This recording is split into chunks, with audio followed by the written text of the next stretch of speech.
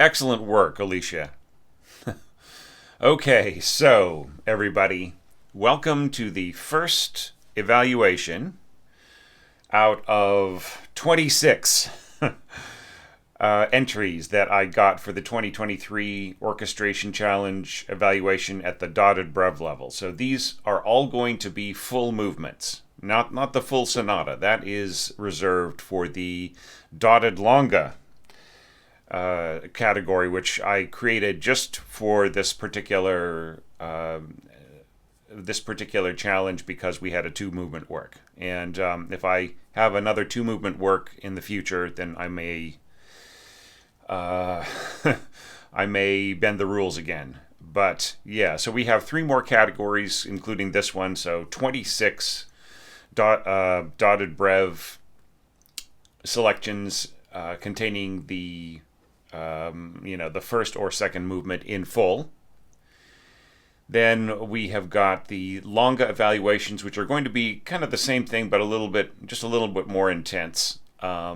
And then the dotted longa, as I mentioned before, which are both full movements, which are going to be, those are going to be long videos. So you're probably like around 2 hours each. But that'll be worth it, a really great finale to this orchestration challenge. Well, to catch everybody up who is coming into this for the first time, or maybe just has been kind of poking into it but not paying much attention to the details.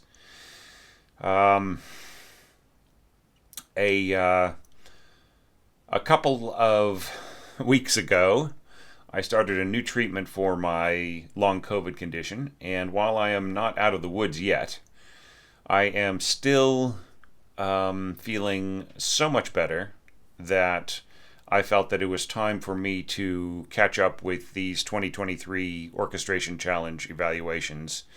Before the calendar ticked over to yet another year, I would just feel really embarrassed about, finally catching up in 2026 to a challenge that started in 2023. So here we go with this, the most massive of the Patreon evaluation categories, the dotted brev ones. And wouldn't you know it, but the very first of these evaluations is one that is not orchestral in the most commonly understood sense, but rather it is a bit of band orchestration. Now, Alicia, I'm going to do my best, but the real specialist with this kind of scoring really is somebody like Brett Newton. You know what I'm saying? So, like, if you wanted some guidance, I would say turn to him, because I think he'd be a way better, more insightful teacher. What I can do is I can judge this according to my specialty as an orchestrator, my knowledge of the balance between brass and wind instruments, and I have scored some things for bands, for particularly for the sort of British brass band lineup. In fact, I've scored an hour or more of material for that particular combination. But once again, it is not my specialty. So here is something else for everybody to think about, and that is that in order to analyze these scores from henceforth, there is going to have to be a change in the way, in the order in which I take a look at the different parts of these movements. So what I've decided to do going forwards, especially in the case of these first movement entries, is I'm going to look at the A, B, and C sections to start off with, and then I'm going to jump to the E section at the end. That part which which basically recaps the A, B, and C material, but in kind of a more extensive format that always takes us back to the tonic, so that the piece can end triumphantly on the tonic, right? Just kind of a typical strategy for sonata form in this rather atypical piano sonata. I feel just so creative and so brilliant, and with so much potential for orchestration. So that means that I'm going to be analyzing the D section last, the sort of the beginning of the second section, or the second half of the movement, the sort of the development part where it goes to F minor. So that will be last in the order. But what will be nice about this way of looking at things is that we'll be able to contrast the way that each entry reinterprets the material from the beginning, right? So we can see it immediately. All right. So let's start from the very beginning. I just have to quickly adjust a few things on my desk. Hang on a second. It's just I was doing a bit of organizing on my systems today in order to get ready for today's work in evaluating these entries. And so all right, so now I'm completely set up. All right, so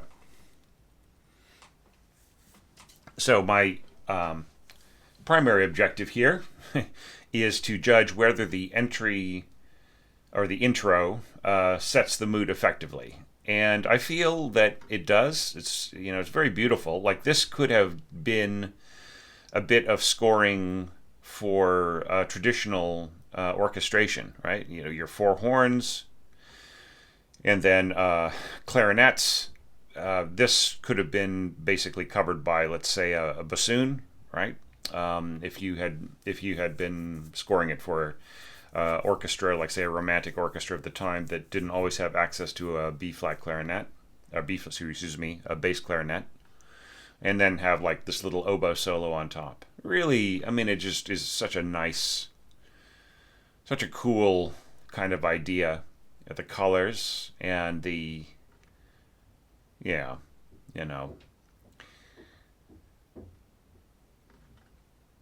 it's very nicely done. There are a couple of strange things in here I'm noticing. You have a period 2 instead of 2 period every once in a while. Yeah. So, unless this is something that I don't know about in band scoring, you might want to reverse that.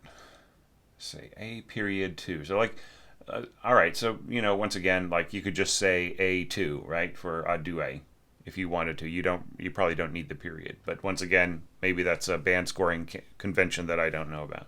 It's not to say that I know nothing about band scoring. It's just that I don't know it with the same kind of atomic kind of knowledge that I would with just standard orchestration. Which is why when you throw something like this at me, you just have to accept what I'm able to do with my capabilities, right?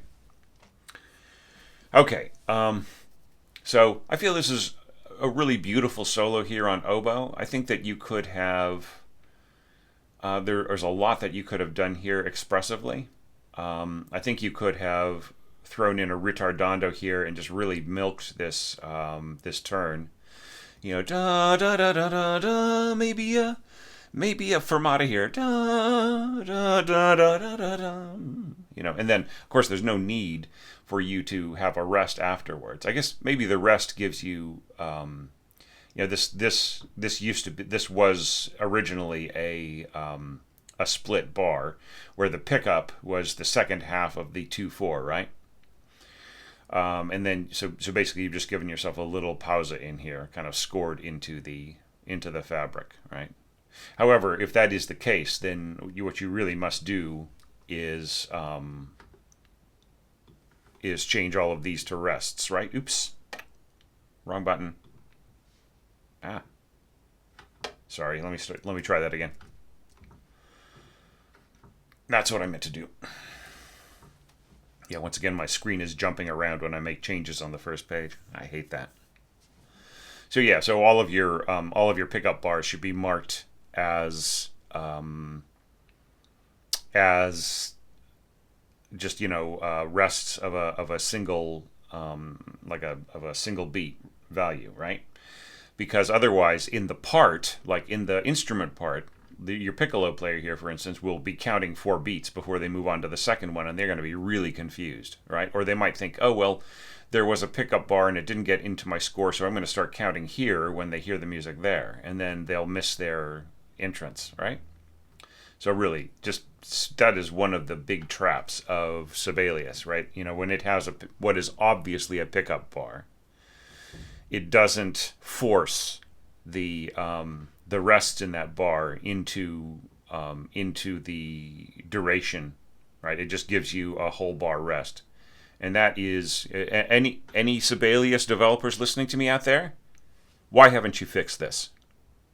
This is absolutely one of the biggest trip ups for developing composers. I see it in a lot of scores. You should have fixed this by now. You've got no excuse. Go fix it and put it in the next revision. All right. Sorry. Okay. Now that that's out of the way. So just to, thinking about the balance here, I would score the brass as pianissimo and the winds as piano, right? So like here you've got the oboe marked up to piano because you want it to be the leading voice and everything. But it would be better if the winds were basically just piano altogether to balance against the horns, which are going to be very bright and sonorous in their kind of upper middle range here. Okay, so that would be the balance that I would choose. And then of course trombone pianissimo against clarinet or bass clarinet piano, right? I think that would be better in a delicate passage like this. Now, I'm not prescribing that for every particular instance. In fact, I think that like the less you do it, the better. But just in this instance where the music is so fine and delicate, I like the slurring that you have assigned. I think it's all pretty good. No problems there. And just really nice intro. One last little thing here, just a little bit of scoring thing. You do not need to capitalize the word solo. Or in, let's say, like if you had a lot of, let's say you had like a lot of clarinets, like, let's say you had four clarinets on a staff, that size concert band. You would not mark divisi with a capital D, right? Or unison with a capital U, right? Just all you need is S. All you need is a lowercase s. Look at this crap. For goodness sakes. Okay, sorry, I don't mean to be a little peevish this morning, but I had a weird night's sleep last night. I actually dreamed that I saw a piece of music that I'd written, and I looked at the notation and I audiated the melody in my head that I was reading on the piece of music that I had written in my dream. It was not a bad melody. It needed some development though. But yeah, that's the first time that's ever happened. I've dreamt music before, creatively. That can be very cool. Yeah, and then tutti, once again, tutti could just have a small t. Okay, all right. Yeah, maybe this once again, maybe the standards are different for concert band, but if so, I'm not aware of it.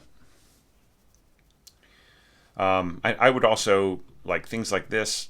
Yeah, that might be my fault. I might have reformatted your score, or something must have happened. But yeah, try to make sure that the dynamics don't pop around. Okay, so those are very small little petty things. Let's talk about the actual evaluation criteria. Does the melody start with elegance? Oh yeah, I mean I really love the way that you have you have B flat trumpet. You forgot to mark that this should just be first trumpet, right? Here you say adue, which I presume that isn't for. Yeah, see, this like you just have a single baritone saxophone, right? So this is obviously did not jump down from the bari sax part. So yeah, so here, so if this is adue, this is the first trumpet part. You need to mark it as such. Okay, and obviously, obviously it is going to shout out over your oboe and flute. And even more than this, Alicia, can you hear a single thing that the first flute is contributing here? What is it doing there? Once you have your trumpet playing beautifully and nobly, you will barely be able to hear even the oboe in there. It's a little strange. You've got, I'm seeing a single oboe scored here, but I'm seeing a due here, and I'm seeing rests for a for a second voice. So I wonder if that was copied, if that's a copy paste thing from B flat trumpet and the flute and so on. So look, nobody is going to, like, the flute's ability to contribute anything at all to the timbre here is going to barely happen right here on this F and E, right? And then the same thing is happening here. Sorry. Same thing is happening here where you've got alto saxophone and you've got flute in its lower register, right? So all of this is just going to get swallowed up right away by the alto sax. So I would say that the flute part is just almost completely secondary. Like you can score it for the purposes of inclusion, right? Just to give the flute something to do, right? And for them to enjoy themselves. But honestly speaking, unless you jumped some of this up an octave, you're just really not going to hear, there's not going to be much of a contribution at all. Okay? So once again, check out my my video that I released. Stop burying your flutes. Right? It explains everything. Okay, but the oboes have a chance here. I would say instead of going a due here at this point, I would say if you had your oboes a due from here, and you had trumpet, and especially if the trumpet were muted, then I think you'd get an incredibly beautiful blend, right? And then bring in your second trumpet down here. I mean, this could just stay first trumpet all the way through, and then this part here could be played by first trombone, right? This is strange. You have trombone 1, but then you have like two voices. Was this actually supposed to be like 4 horns, but this sort of jumped down? So yeah, so if this is a trombone part, then this G belongs down here in second trombone, right? And needs to be marked with the number 2. Okay. Yeah, secundo. So so if you are sort of writing in in kind of the Italian parlance, you would just say secunda volta, right? So 2 volta, right? Okay, so let's get back to the actual scoring. Okay, I really love the idea of the tenor saxes working together with the bassoon and euphonium, and the vibes in here, they're pretty. They're not really going to be contributing very much until you can hear in the mock-up. No, pretty much this is inaudible until you get to right there. So you might want them to be scored up to mezzo forte. And then I would say mezzo forte and then crescendo to forte on this bar. Okay. And yeah, just lovely little kind of this bass motion right in here, bari sax, tuba, second bassoon. That's all very cool. I'm missing the, I wish that you had scored timpani in here, right? And then the timpani could get that, that repeating F. Right? That bomb, bomb, bomb, bomb, bomb, which is kind of absent from this. So we don't, we're missing the grounding, which, with that sort of pedal D, we can kind of hear all of the lovely tension and resolution in the music as with the melodic arc that Beethoven intended, right? So that's what I would say. What you've got here, I would say maybe working with working it over a bit, maybe consulting with like somebody who's more of a band orchestration teacher or mentor, and getting it. You could possibly get this performed. I think it's worth a try. And if that were the case, I would bring in some timpani. Right? You definitely could use it to underline a few things here and there. Okay, so it's interesting the way that you have this, these melodic curves sort of settle into harmonic support for the do do do do do do do do part, right? Yeah, and then so vibraphone, at pitch with flute and alto saxophone, right? So once again, the alto saxophone is really going to dominate here. If you had a duet, flutes here, and they were marked up to forte, then you would get something, a bit of a contribution of the flute to the alto saxophone tone, but not a whole lot. Maybe you could just bring the whole volume down, right? Why does everything need to be mezzo anything, right? Well, what if we just dropped the dynamic down here to piano, right? So everybody's playing piano, but the flutes are playing a duet mezzo forte. Then you got a shot, I would say, of the flutes contributing anything. Okay. Sorry, I don't want to grind my axe on this, but I'm seeing it so often. So da da da da da da da da. This is kind of nice. There's a little contrary motion thing happening here in the I guess this is supposed to be third clarinet or second clarinet. Yeah, and then bum, nice with the bari sax and the bass clarinet working together, and marimba. Bum. I would mark the marimba up to forte, because otherwise it just has no chance of being heard. And bassoon. Tutti. All right, so perhaps this is another. I think if you're going to say a duet here, then you should say a duet here and not tutti. All right, that tutti is like that is a string thing, or it is something that you would put in like a clarinet part, like I was saying before, like if you have 4 clarinets on a staff, then you do the divisi and tutti in unison and so on. Otherwise those markings should be reserved for strings, is what I would say. Maybe I'm totally wrong on this in terms of band scoring, but like the band scoring I've been doing, I've reserved that for, like, say, in British brass band scoring, where you've got 4 solo cornets on one staff, right? So divisi, unison, tutti, that all makes sense with that many players. Okay, now here, one thing that to really be sure about is your piccolo here part, even though it is visually scored an octave above the flute part, is actually sounding 2 octaves above, right?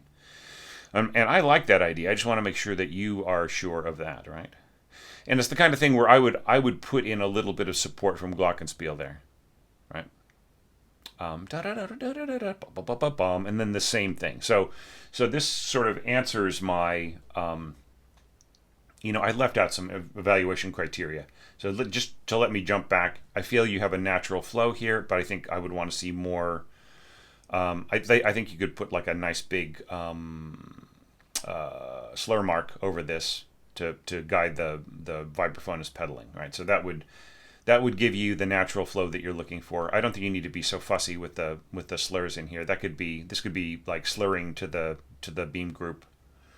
Do you expand without clogging up? Yes, you do. It's very beautiful, and you have a natural transition to. I mean, it's not. You don't get very octavey here, but like it's written into the accompaniment part, so it suits me fine. Okay.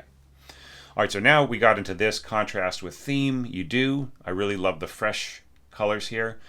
Contrast between lines. You kind of keep the same strategy. Between the 2 different parts, but you add a little contrast here at the piccolo, and if you'll follow my suggestion, a little glockenspiel. Or maybe this would be a place for antique cymbal, but we have to talk about your antique cymbal scoring, okay? But we'll get to it here. So I would just say a touch. Like if you're just going to do antique cymbals, I would just do like a I would do 3 pitches. I would do just write a quarter note on the B flat, a quarter note on the C, and a quarter note on the F. Go ting, ting, ting. Right? All right. Now that leaves us to the next section, emphatic color of line. Yeah, da da da da da da da da da da da da. Right. Okay. All right. Okay. Now once again, I just feel like your flutes have got zero chance of being heard here. Like so, unless it were to be a duet, and maybe this would be marked up to mezzo piano, going down to fortissimo and then back out to mezzo piano, then there would be a bit of a contribution. But you're basically pushing your flute down to just, this is inclusionary, right? Go look at that. Go watch that that video on stop burying your flutes. So I would say, like, you have enough of that cool color, that beautiful flute-like color in the middle register clarinet here, right? Maybe just go go like first and second clarinet, doubling, right? And then just cut the flutes. I mean, what do you need them for, right? You really don't need them at all. And then I really love the soprano saxophone and alto saxophone working together. I don't know if they need to run over each other like this in their dovetailing. I think you could go da da da da da da da da da, and then dovetail here to the alto saxophone part, right? If you wanted to. And this is really lovely here, the vibraphone and the glockenspiel. So, do you have an emphatic color of line? You do. I like the crescendo. I like pulling back to pianissimo. I like the whole question of harmonic density. Setting up the next section, which is this beautiful kind of regal brass thing. And I think that the dovetailing is, really works. It isn't like, we have this sort of mixed woodwind and bell percussion sort of thing, and then it immediately goes to goes to a completely new color. I think that the way that you've scored it with pulling out in the in this very, very soft timbre and the winds, sort of middle register winds and everything, I think it makes a beautiful dovetailing into the to this new color, right? So it isn't. Yes, it is a identifiably new color, but it isn't a jarring contrast, right? And then this is all scored. It's like right out of the piano scoring. I would mark portato, right? So just add a slur here. Darn it. So just add a slur here, and if you really want to be kind of picky about it. Man, why does Sibelius make this so hard? Just put the slur mark. Yeah, look at this. Put the slur mark.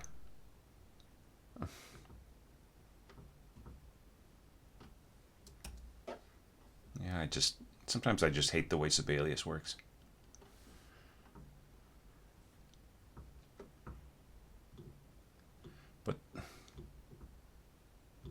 Put the slur mark like that, okay? So that your slur is over the or under the portato mark, the tenuto markings, right? Making it a nice portato, and I would do that here too. Wow, Sibelius. Okay, so this is really, really nice. Just kind of sticking with that color, right? And then just adding a little bit of tuba at the end, and then just getting like your contrast here is like you don't go back and forth between different colors or anything like that, or sensibilities, except for here you just start to add weight in terms of the duration of the notes, and I think that is really awesome. And then just nice and fat here, going to okay, leading us to this next B section. Okay, so once again, fresh new color. Yes, I mean, it's like you have combination of, of upper winds here, clarinets and so on. It's a very fat color. But I love the way that you go to a harmonization. You don't just go da da da da single note, da da da da chord, ba bum bum, and I love the harmonization in here. Okay, and then, do you have a complementary timbre here in the horns? This beautiful idea of harmonizing underneath this, and I like the glockenspiel, dun da da da da da da da, and then we have some action here, just like pushing forwards into this bum ba bum ba bum ba bum bum. Okay, so this is going to be pretty piercing here. These high soprano saxophone notes. I wonder if there's some way of just like, you've got. It seems to me like you have got you've got 3 clarinets in your band, and you're only using 2 of them here. What if one of them, what if these 2 parts here were the second and third clarinet, and the first clarinet was doubling the soprano saxophone? Then I think that would temper the kind of squeakiness of this top thing, just with that. Working together. I mean, you've already got oboe covering it too, but I just don't think that it's, I think that the 2 colors work together so much. They're very pointy, right? So I think the oboe would mellow it out a little. Okay, all right. So now let's talk about crotales. Okay, or crotal. Antique cymbals. Okay, so look, antique cymbals. You can use them like this. You can score for them quite vigorously.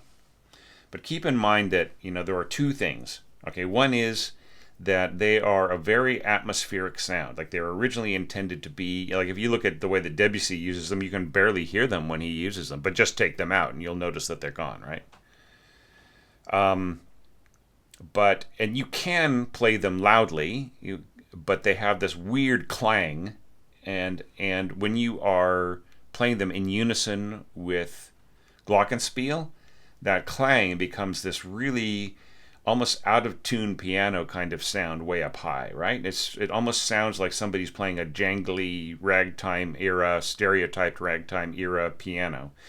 Okay, yeah, back in the ragtime era, a lot of pianos were out of tune when people performed, but a lot of people who were pianists back then also tuned their own pianos to make sure that they didn't sound, like a cheesy vaudeville act, right? People were not as out of tune as we, as is implied by the stereotypes. So I have no problem with the xylophone and the vibes working here, and like you're trying to sort of match the edge of the xylophone by having the antique cymbals played, loud, and that would have to be with like a sort of a metal mallet or whatever. But really, it is just very clangy. It's just really. I mean, I almost would rather have you have like two glockenspiels doubling, right? I mean, I think that would be more effective than just all of this really fast stuff for antique cymbal. Maybe if you had eighth notes, just basically, da da da da da dee da dee da dee da, rather than da da da da da da da da. Do you know what I mean? I think that would just be a more effective use. I just really don't see it the way that you see it here as a fast instrument, because it has this just very jangly, crashy sound up there. And I feel that if it were played to the level at which it would actually contribute to the sound, it would distract so much from everything else that you've got here that it just really might undercut what you want to do. Okay, so everything else, dovetailing, trading off, recommended for winds. You did that beautifully, and you have this nice emphasis on bum bum bum bum bum. You know what I would do here instead of scoring things like this, the way you've got here? I would do accented staccato on an eighth note followed by a 16th rest and then a 16th note. That's way easier to read than the way that you've got it here. Okay, and it's just like much more normal. And you won't get the note here with a staccato on it won't be any longer than it would be the way that it's written here. Okay, so it's just like you want to make things as simple to read metrically in terms of the subdivisions. Yeah, so yeah, so going back and forth between massed clarinets and first alto saxophone and flutes and, upper bell percussion, first alto saxophone. Okay, so I mean, that's a very, very cool idea.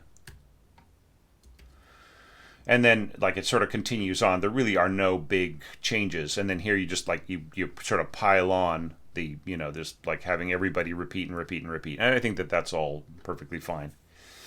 And here you are expanding outwards. Like, you're really ticking a lot of boxes here, Alicia. You should be proud of yourself. Uh, yeah, you're having everybody accent. Really, the accent should be on the da da da da da da kind of thing. Which, probably in its original conception, where Beethoven to orchestrate it would be like stopped, open, unnatural horns.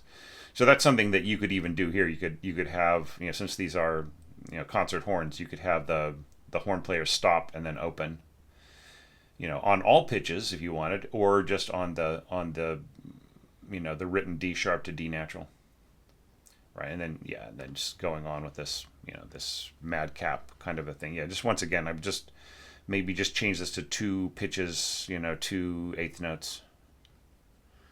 Because just because the clanging, crashing kind of a sound, if it really is audible, is going to be overwhelming, especially like right here. And then this is really nice. I like these little swells, and then back to piano, and then a swell back to forte. But I don't agree with your dying off to mezzo piano and then having a mezzo piano marcato accent, right? I mean, yeah, why, right? I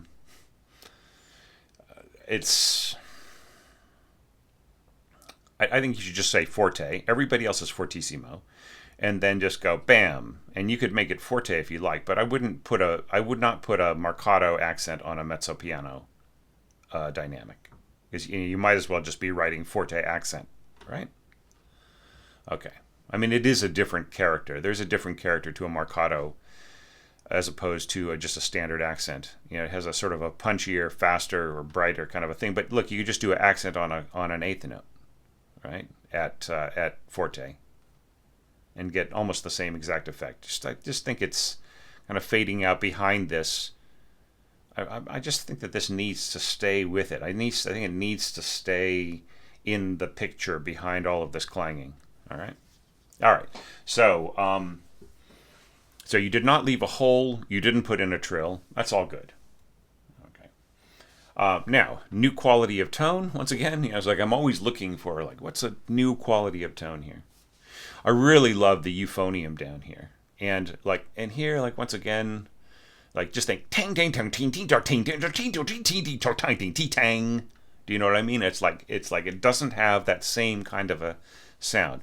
I think your best bet here is to, have whoever's playing whatever here play the tubular bells and have this covered by glockenspiel, right? With maybe change the mallets, change from, since this pianissimo dolce, change to soft mallets, right? If they've got time to pick up a new pair of sticks, right? So, softer mallets, or maybe change from plastic to brass, right? And just get a very, very light tinging kind of a sound. All right, and then then you've got this piccolo. It's really nice. And and then clarinets working together with with the euphonium and bassoons. It's just a really beautiful sound. A lot of modern and older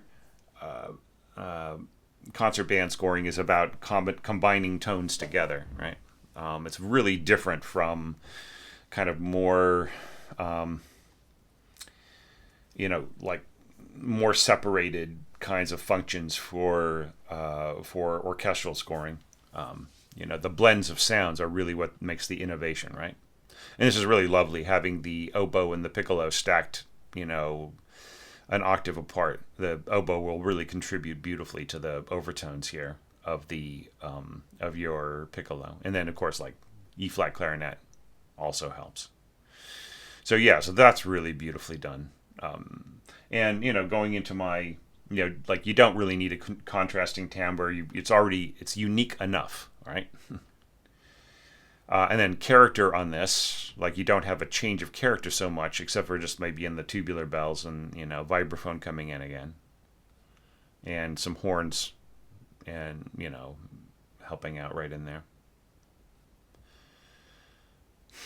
Yeah. So yeah, and then this is really really cool. The way that you push towards this huge tutti kind of resolution here,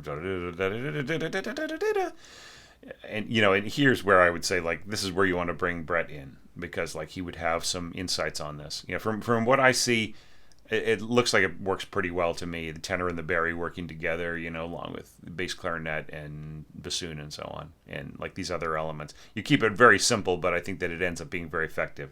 I think you could just leave the piccolo out until about right here, or maybe right here on this C. Right? Yeah, but everything else works for me.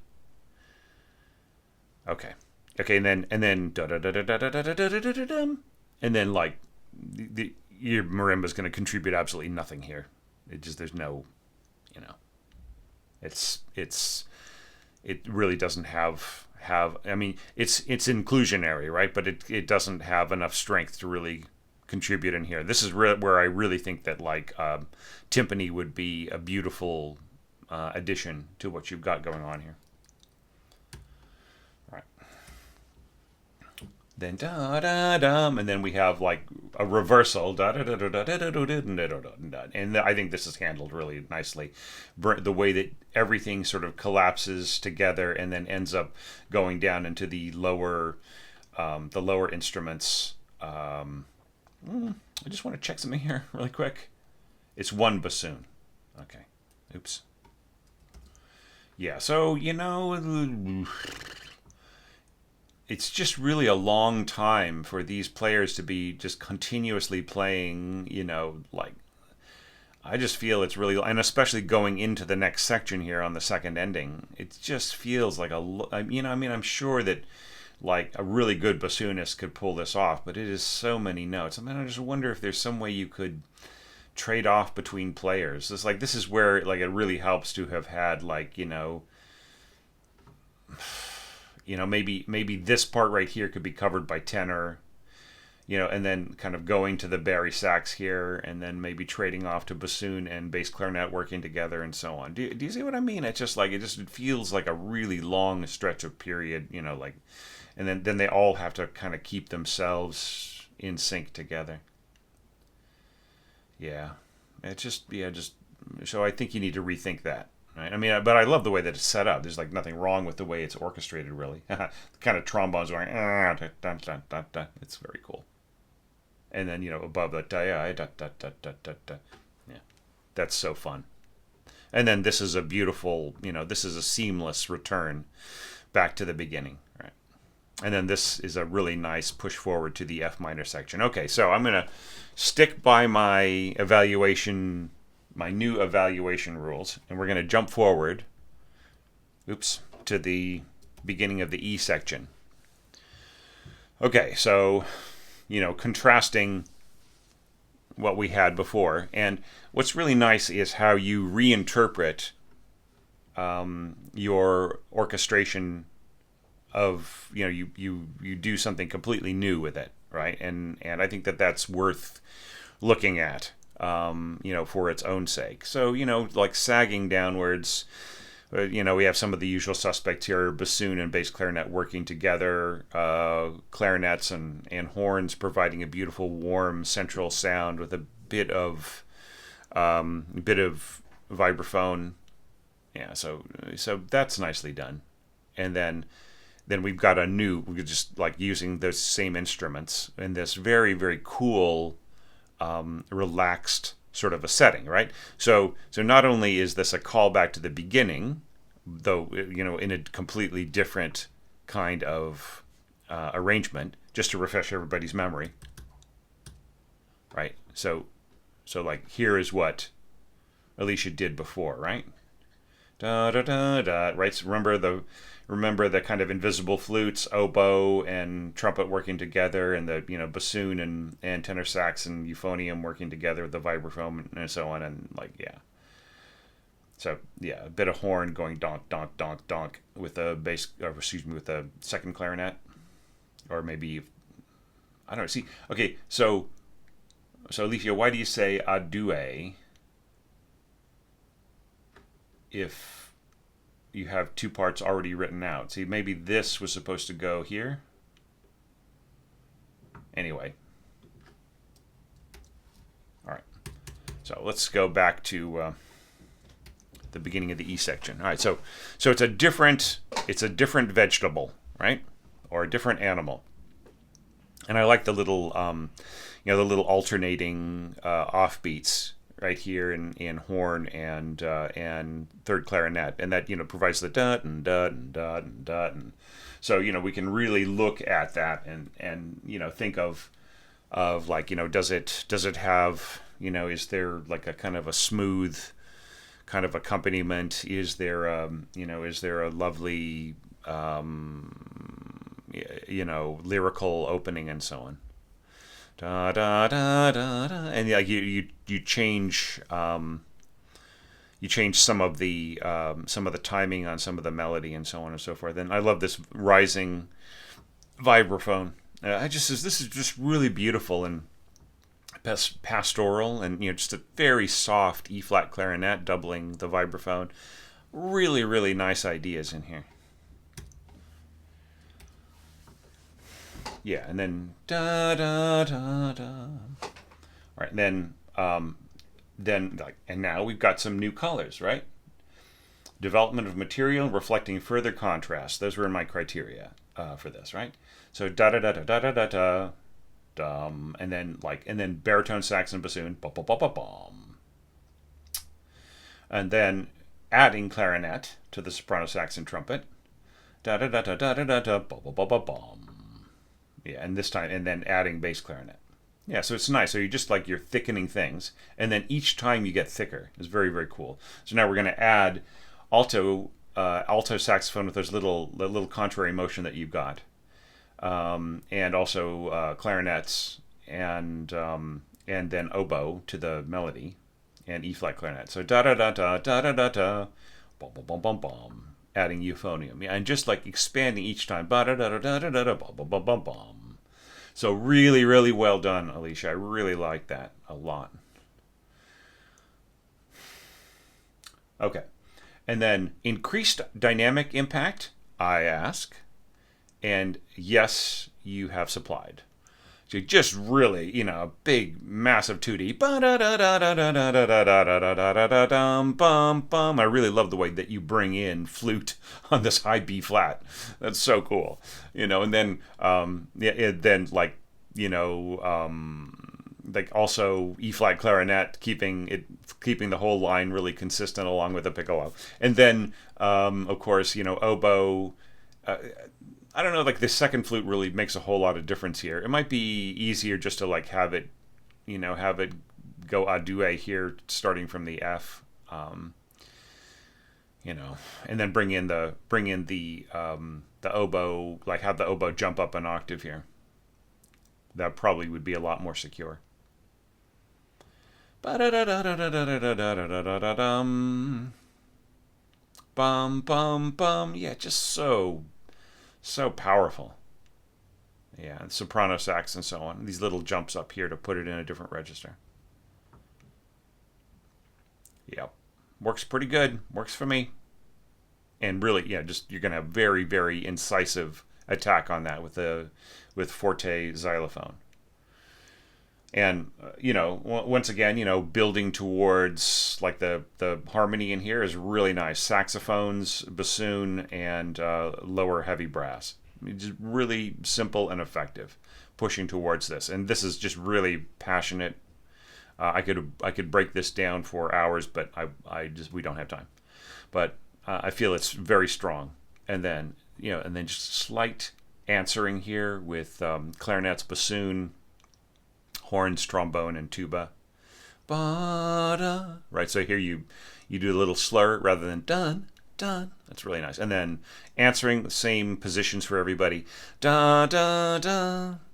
And then, yeah, and then all of this, yeah. Just I really like the back and forth here, and because like the colors of each of these ideas is so is so powerful that going back and forth 5 times or 6 times, is no great stress. Da da da ba da ba da da da da ba dum ba dum bum. Yeah, just really nice. So my question was, is the previous approach the only workable strategy? Right? That was. So if we jump back, this is lovely.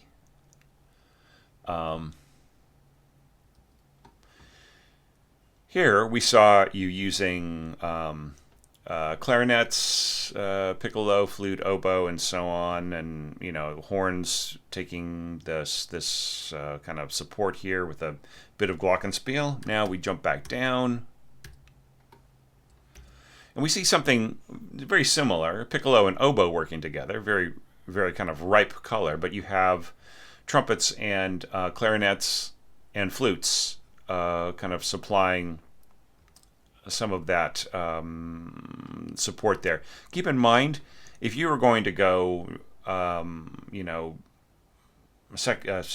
and fourth trumpet here, pushing forwards to a mezzo forte, they're pretty much going to drown out the clarinets staying at piano and the flutes going piano very slow crescendo to forte here. So I mean, your winds here are almost completely invisible.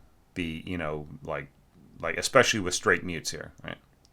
So if you just cut the dynamics past the piano and just go ba and had your flutes and clarinets do the push, right?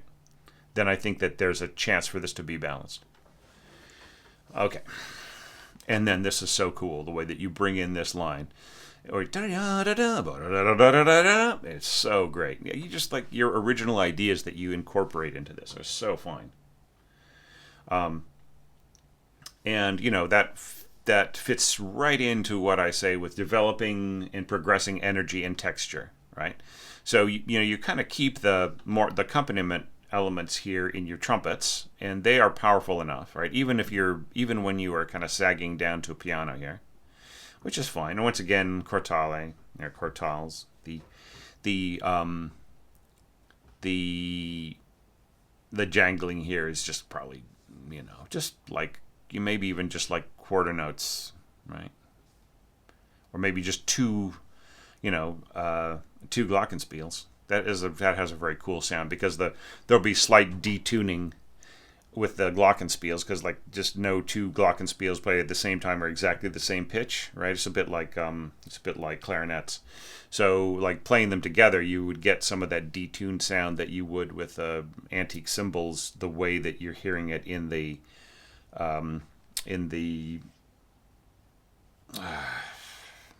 mock-up. Sorry. Brain a little fuzzy this morning.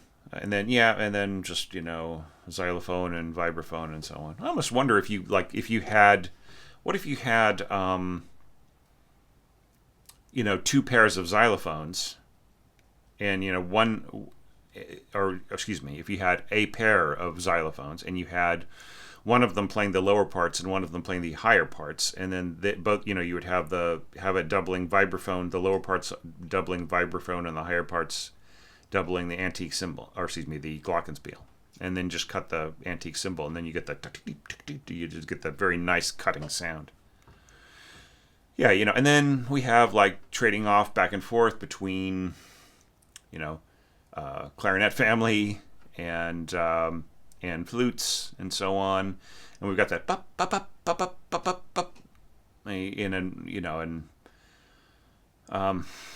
once again, you've got a free clarinet player, right, who could be going ta ta ta ta ta ta ta ta with the oboe and the soprano sax, and just kind of keeping the soprano sax from being too intense there, or too unadorned. Let's put it that way.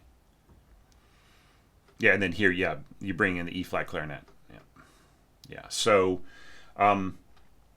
Yeah, and then just like everything counts the same. You'd use very similar strategies. I like this sort of ba ba ba ba ba ba ba ba ba ba in in our lower conical brass, and then our lower saxophones, bass clarinet, bassoons, and so on. It just it's a really great way of expanding the scope of things and that leading to that really chonky chord. That's interpretation of the chonky chord in the piano part. Yeah, and then this is all really great here. And like, notice here you don't go diminuendo underneath the dun dun dun dun dun dun dun, right? But then you do this forte diminuendo immediately to pianissimo, leading to the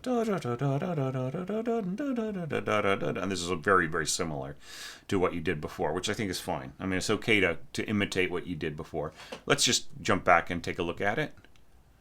Right? So here we see, just to review, we see piccolo, oboe, E flat clarinet on the the figuration with along with antique cymbal, and then we have like the little accompaniment parts played in bassoon and clarinets, and a bit of euphonium. Now, if we jump down, we've got once again oboe and piccolo. You really are making taking advantage of that for the second half, which is fine. And then a bit of clarinet, horns, and so on. Vibraphone, doubling this, which I think is way better than antique cymbal. Yeah. And then bum bum bum. This is nice, just a little push there. And then and this is similar. And just like this, you've got the original da da da da da bum bum bum bum bum bum bum, right? You got the original idea here on oboe and clarinet, and a bit of soprano sax and so on. But then you got these massive. Oh yeah, and also first flute, which is nobody's going to hear this. Then you've got this massive push downwards. It's like your second flute would be better off just doubling what's up here. You have this massive push downward in piccolo and flutes, and this massive push upwards in baritone sax, euphonium, bass clarinet, and so on. Bassoon. Yeah, that's just so much fun, and just all leading to this big, massive tutti chord. And once again, you could have so used timpani here, and it's not a big ask for concert band. You've got all this other stuff happening, right? Maybe you don't even need a fourth percussionist on mallet percussion. Just have them be playing timpani or something, unless your concert band has a dedicated timpanist. And wow, you'd be playing a lot of a certain kind of repertoire in that case. Yeah, and then sforzando, accent, boom, da da bum, and then the forte piano push, da da da da da da da da da. Yeah, and this is all very similar to before. I like the bouncing xylophone horns and so on. Da da da da da da da da. Yeah, and then that just goes totally wild with the support of the brass section. Yeah, and so no notes on this. I think that like for this you might want to talk to Brett or some other specialist in teaching band scoring. And here I keep recommending Brett and so on. And you might be thinking to yourself, well, I am way more experienced in scoring than he is, and I've done all these things. And if that's so, please don't take offense, Alicia. I really don't know. Right? Once again, I'm not this is not my specialty. This is not my wheelhouse. Yeah, and then this is really lovely here. This all is da da da da da da da da da da da boom. So cool. All right. I love this note here. Can you tell I had no idea how to end this? Well, he came up with an idea. I thought it was pretty good. One thing I would say is like maybe don't. Well, I don't know. Okay, this is fine. I'm not going to object to the weird phrasing right in there. Okay, that's all cool. All right. So we used up the better part of an hour, just looking, contrasting ABC with E. But I think we still have time to look at D. So why don't we jump back and take a look at the D section. It's only like a screen and a half. Okay, so now that we've looked at all the different strategies that you used, ba ba ba ba da da da. I like the idea of oboe teaming up with with trumpet again, and then horns. Yeah, yeah, it's going to be very epic right in here. I think, like, seeing as how the second horn is sort of contributing to a kind of a bit of a chorale here, I would want a little bit more of that harmonization represented in other instruments as well. Just a little bit of support to that. Okay. Yeah, and then clarinets and everything. This is going to be a really nice sound. I would say mezzo forte on the trumpet part. And otherwise, everything else, just leave it the way that it is. And yeah, and then you've got this little da da da da da da. Yeah, it's so great. Da da da da da bum bum. One of these things you might want to add a little, like a the little grace notes at the end of the trill. Da da da dum bum bum. Yeah, and yeah. Okay, I don't really. I mean, you've already got it as an eighth note. You could just end with just a plain old accent. Yeah, yeah, and then this is so cool the way that you go to the yeah. So clarinet's going like the original thing, and then above like flurrying little flute family members, and then bop bop bop bop bop.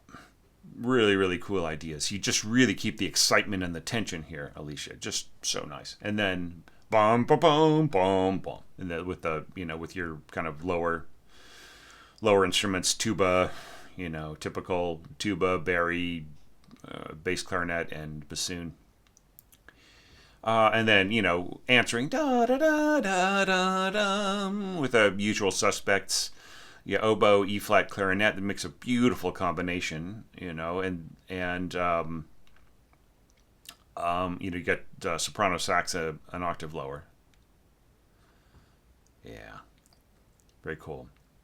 I almost feel like you should have a little bit more weight here. Do you know what I'm saying? I mean, I almost feel like if you've got a flute. Right? Let's say that this is first flute going or maybe second flute, and then use your first flute to double this. This is where first flute would really come in handy. First flute plus oboe plus E flat clarinet in that higher register. The flute really can contribute a lot and give things a lot more direct of a sound. And then I would also want somebody doubling your soprano sax in here.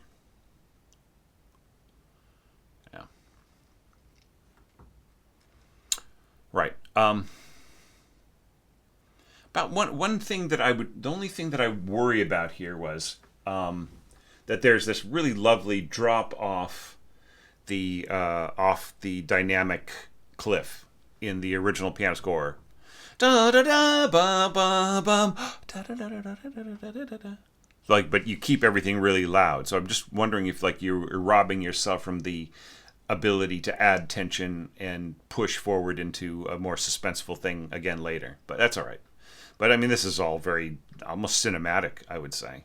It really, for the conception that you've got in your head. The thing that I would just point out is that seeing as how you've got an entire screen, bom ba bom ba da da bom ba bom, and it's just loud all the way through. Maybe if you had dropped down to piano here, and just kept things you can keep the same scoring, but just get rid of the accents, make everything piano, and then gradually push forward here, so that you really bit by bit progressively get to a fortissimo here. Yeah, rip. Okay, so all right, so. I mean, this probably would just be played as a quick scale, or as maybe a whine up to, there's like a little kind of a pitch bend up to the C as a kind of a grace note. But horns have to rip over their harmonic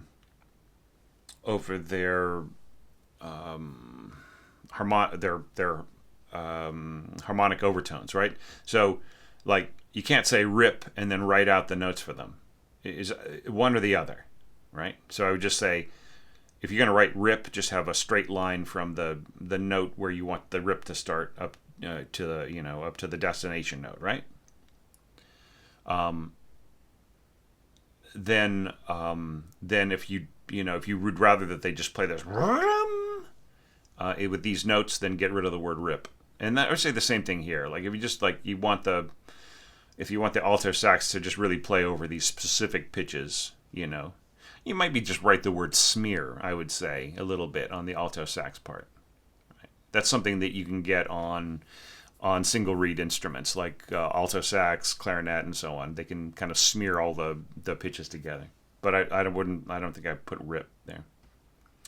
Okay, all right. Sorry to get distracted, but okay. So I really like trumpets and alto saxes working together. Bum ba bum. Then lower brass, tenor sax, and bass clarinet and bassoons. Bum ba bum. Da da da. Bum ba bum. It's just such a cool little conversation, right? And then here you're adding the horns, da da dum, and then here you're going ba bum ba ba ba. And here I would say don't put in marcato accents here because you're really going to get the punchiest sound. Ba ba ba ba ba. You don't need that, okay? In fact, you might want to go mezzo staccato here. Let's say if you did drop down to piano here, then you could just gradually, poco crescendo, and you might not even get to forte till about right around here, right? So in which case you wouldn't want the marcato accents at all, right? So yeah, so just watch out. But yeah, and just kind of conversationally. All right, so then the one last caution that I've got for you here before we wrap everything up, and that is that I don't know how long you could reasonably expect these players just to keep these 16th notes going, for so many bars, so exact, without any kind of trading off or dovetailing or anything like that, and just kind of keep it really pinpoint accurate on everything, and then end with a big fat note, where you are playing where it's very, very long and slow, right? So yeah, so just like that's something that I can't. I mean, I'm not a wind player. I was raised amongst wind players. My father studied to be a concert clarinetist in Germany in the 1950s. So I was raised around it. I know a lot about it, but there's certain endurance things that I would say, look. If there's any way to have like some of these clarinet, like you have 3 clarinetists and you have 2 parts, is there any way to integrate this with dovetailing where, your third player came in and relieved different voices in different parts, right? Maybe you only need one voice here at any given time with the 2 players trading off, right? And the same thing with the E-flat clarinet. Maybe parts of the E-flat clarinet could be doubled by, like, okay, let's put it this way. So maybe first and second could be dovetailing with each other and trading off. And the third and the E-flat clarinet could be dovetailing with each other, at least until things get really high, right? Or maybe you could do it like this. Maybe it could be first and second dovetailing with each other, and E-flat clarinet just let it do what it wants to, and then second and third dovetail off of one another with this line, and then the first gives the E-flat clarinetist some relief here and there when they get kind of to their lower things, so they just have a chance to catch a breath and so on. So yeah, so I think that there's just, and then you have 2 flutes. So the same thing. You could have your flutist kind of trading off. You could even I've seen parts where you have like a piccolo player and a first and second flute, and like they have a long passage of 16ths, and the first is working with the second to keep their part integrated, and at times letting the second player just handle everything, and then sort of trading off some parts of the passage with the piccolo player, and just to kind of keep everything rolling. And it sounds perfectly, perfectly regulated and even all the way through. So I'm just saying, like you really have it go on for a long time. It's very fast and it's very pointy and precise and stuff. So yeah, so those are just my notes on that. So there's so much more to say. I mean, you've thrown me a score that is full of complexity and color and imagination and a lot of other things. And, it's just really obvious that like I am, only about 30 to 40% the person that you require to really give you the right kind of evaluation for this. But, with those, sadly, with those limitations available, one thing I could help you with is this. All right. let's go to lines in Sibelius. What if this was replaced with pedal lift? Okay, we'll get rid of the original one. Oops. Oh, come on. For goodness sakes. Here, I'll just delete this. Back to, okay, pedal lift, and then get rid of this.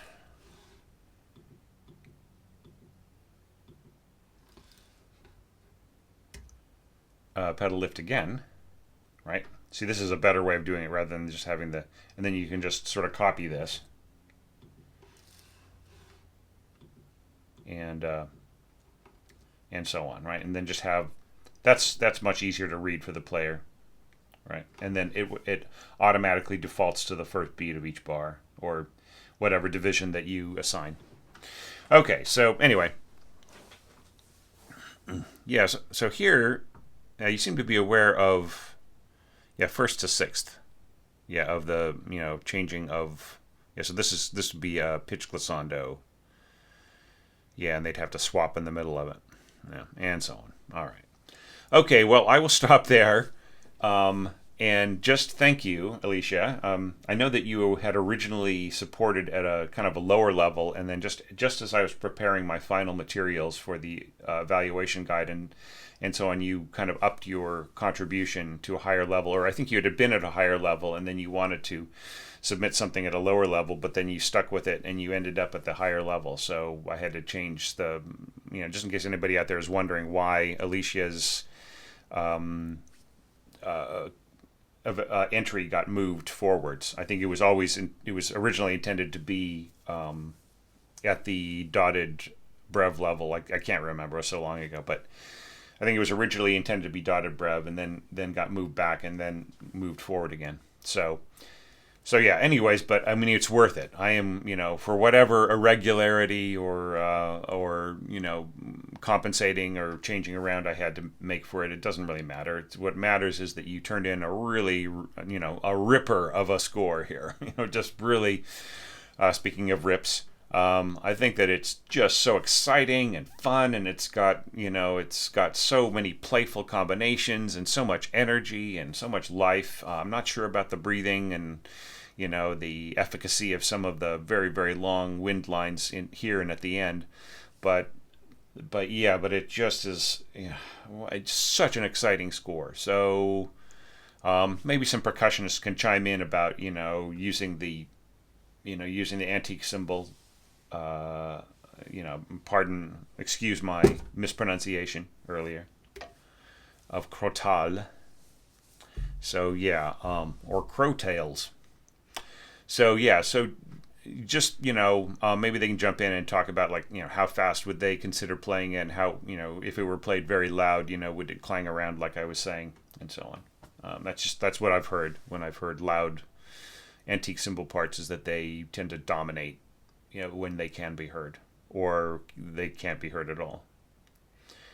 So yeah, so there's just a bunch of information in this and a bunch of fun things, and I think you did a great job, and I'm so glad that you're patient with me and let me wait until my health was better so that I could catch up and give this the evaluation that it required. I mean, I can't imagine trying to evaluate this a couple months ago, even though my health was getting a little better back then. So I feel like this is the perfect time for me to be taking all this stuff on, and it's so great that this is like the first of the full movement evaluations, and I think you did this piece proud, and it's just so exciting. I have no idea what Beethoven would think, but what I think is that you did a fantastic job.